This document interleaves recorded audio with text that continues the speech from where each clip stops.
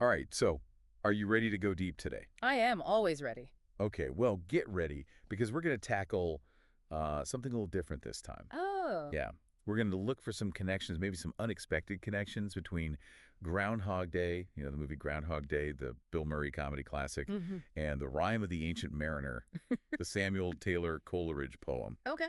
And you might be thinking, what? One's a comedy, it's light, Bill Murray, and the other one is this like epic 19th century poem.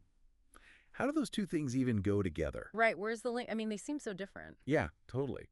But that's what we're going to look at today because even though they're different on the surface, different genres, different like time periods, they actually both deal with some similar themes about penance and transformation and ultimately redemption.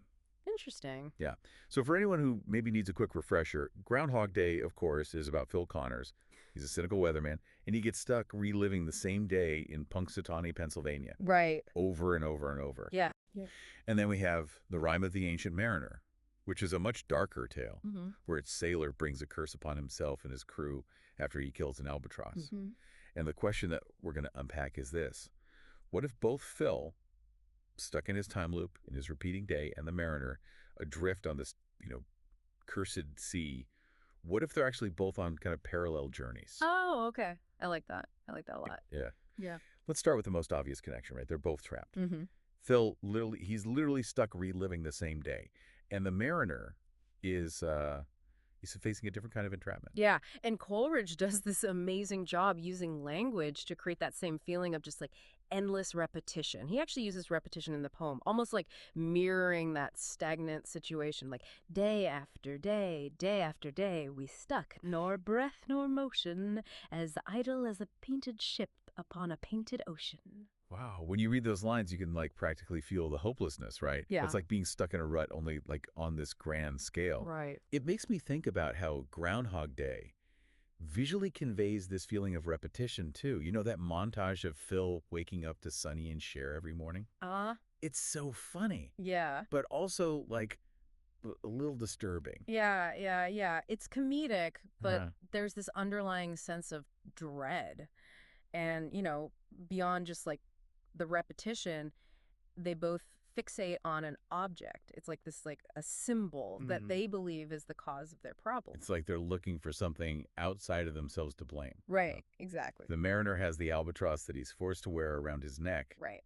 and then Phil becomes obsessed with the groundhog, obviously. He even tries to kill it at one point. Yeah, and it's fascinating because this kind of points to a very binary way of thinking. Like instead of, looking inward like at their own actions and choices, Yeah. they just latch on to this one external cause. They think if they just change this one thing or remove this one thing, everything will be okay. So they're totally missing the bigger picture. Ex- And this makes me think about their attempts to actually escape, right? Yeah. They both try to break free through direct action, but it doesn't work. Mm. So for the mariner, his shipmates try to appease whatever like supernatural forces are at play by like literally hanging the albatross on him. Uh-huh.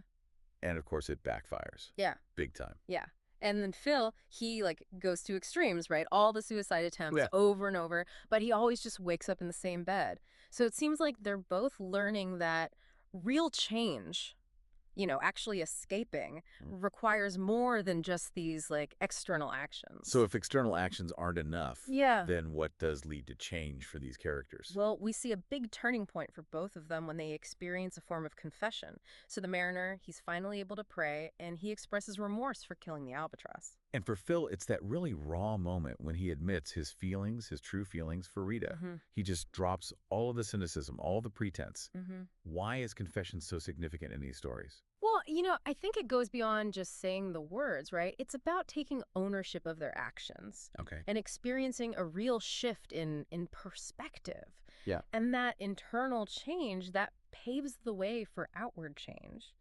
It's interesting to think about, the Catholic concept of an act of contrition here. Oh, tell me more about that. How does that connect? Well, an act of contrition is all about acknowledging that you did something wrong.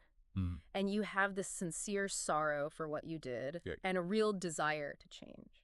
And in a way, both the mariner and Phil are engaging in that. Like, Yeah. they're not just regretting the consequences. They're acknowledging, like, that what they did was wrong. Right, right. And they want to change. So the confession is like a catalyst that Yeah. kind of sets them on this path toward redemption. Yeah. But it's not just about words. It's about how those words lead to changes in their actual behavior. Right. Right. Exactly. What are some examples of that? Well, so for the mariner, we see this big shift when he starts blessing the sea creatures. He moves from this mindset of dominance and control to one of appreciation for, all living things. And then Phil, right. Yeah. He starts using his knowledge of the repeating day to help people in Punxsutawney.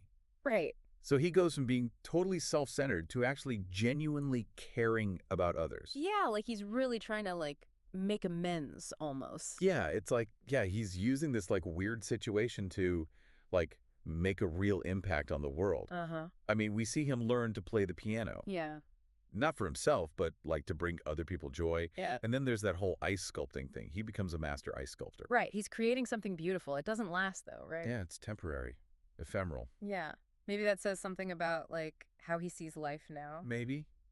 It's like he's finally engaging with the world around him in this like real and meaningful way, instead of just trying to manipulate it for his own like selfish needs. Mm-hmm. But it's, his journey to redemption, it's different from the mariners. Yeah, totally. I mean, the mariner's release is more like a supernatural thing, right? The albatross literally falls from his neck. But Yeah. with Phil, it's more, I don't know, more human, maybe? Yeah. He breaks free from the loop because of what he does. It's his choice to become a better person. Mm-hmm. So it's like Groundhog Day presents this kind of purgatory. Yeah. He's given the chance to like confront his flaws and choose something different. Yeah. Do you think like after he escapes, does he still carry any burden with him? Any like lingering penance? Oh, that's an interesting question. Well, I mean, the mariner's story, it doesn't just end with, like, oh, everything's great, I'm redeemed. He has to wander the world, right? Right. Sharing his story as this warning to others, it's almost like this new kind of, I don't know, imprisonment. He's got to carry that responsibility. Yeah. Do you think Phil faces anything similar? I don't know. I mean, the movie doesn't tell us what happens to Phil after he escapes the time loop. True. But I think it's safe to say that the experience, it's definitely changed him. Yeah, totally. He's not going back to being like his old cynical self. Right. It's like he's carrying those lessons, even if there isn't some, like, supernatural force making him tell his story. Maybe his penance is, like, more internal, a commitment to live by those things he discovered during his time in the loop. Yeah. Maybe his penance is just living a good life, a life of kindness, Right. being a better person. It's not about punishment at that point. It's about, continuing on the journey that he started in Punxsutawney. Yeah, I like that. I like that a lot. It makes me think about how both of these stories, they've got these fantastical elements. Right. But they both kind of boil down to, like, these really human experiences. Regret, responsibility, wanting redemption. It's a reminder that these are like universal things that we all struggle with. Mm-hmm. We all make mistakes. We all have moments where we're selfish and blind to how we're affecting others. Yeah, I've been there. Yeah.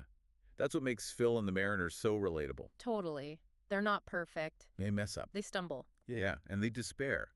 Like it's not some, easy path to redemption. No, definitely not. Their struggles really highlight that, redemption isn't something that just, like, happens. Yeah. It's a process. It's messy. It's unpredictable.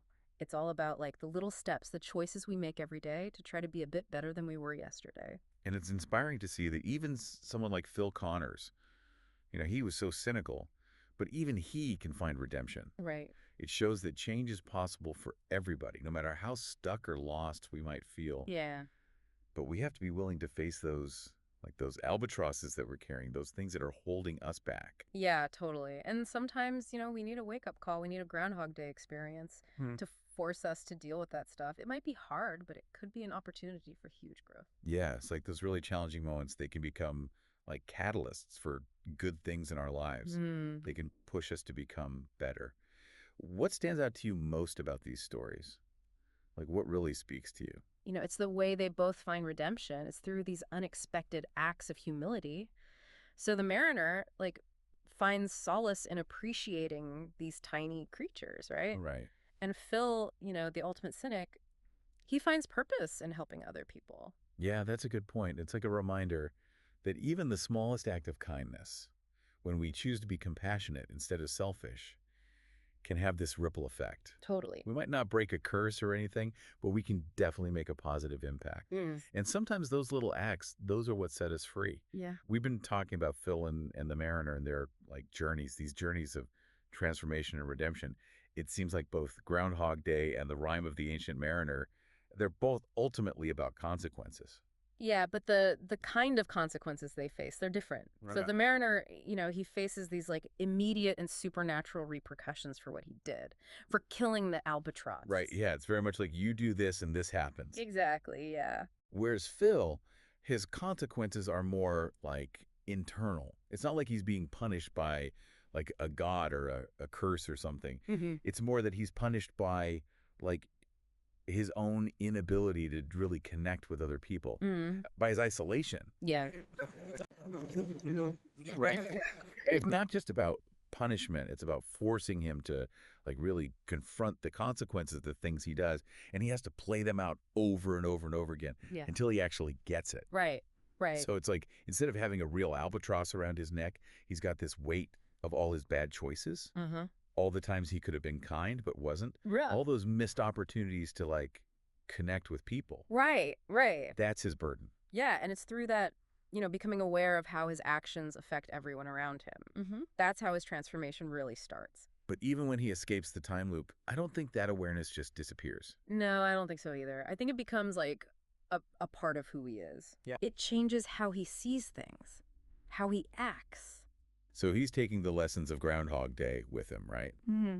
Even though it's February 3rd and, the loop is over. Yeah, and those lessons, like understanding how everything's connected and how even like small acts of kindness can be powerful, that becomes his penance. It's not about being punished. It's about deciding to live differently. Exactly, to live a life with more meaning, more purpose, a life that reflects the change he went through. This has been such a great conversation. It really has. Yeah. If we could leave our listeners with one question, one thing to think about, Oh, I like that. something to ponder Uh, as they, continue on their own journeys. okay, yeah. I think I'd ask, what would you need to break free from your own personal time loop? Like, what lessons would you have to learn? What would you need to change? Ooh, that's a good one. Sure. That's really powerful because, in a way, both Groundhog Day and the Rime of the Ancient Mariner, they're both asking us that, to ask Mhm. ourselves that question. Yeah. They're like pushing us to look inside ourselves, to think about our choices and how they affect other people, to think about, what we want to leave behind. It's a good reminder that redemption and transformation aren't just like one-time things. Mm-hmm. They're these like journeys. We're always growing, always learning new things about ourselves. Right. And it's hard. It can be really hard. But those journeys, they make us who we are. I think you're right. And maybe those times when we have to confront ourselves, when we choose a different path, maybe that's how we really figure out what it means to be human.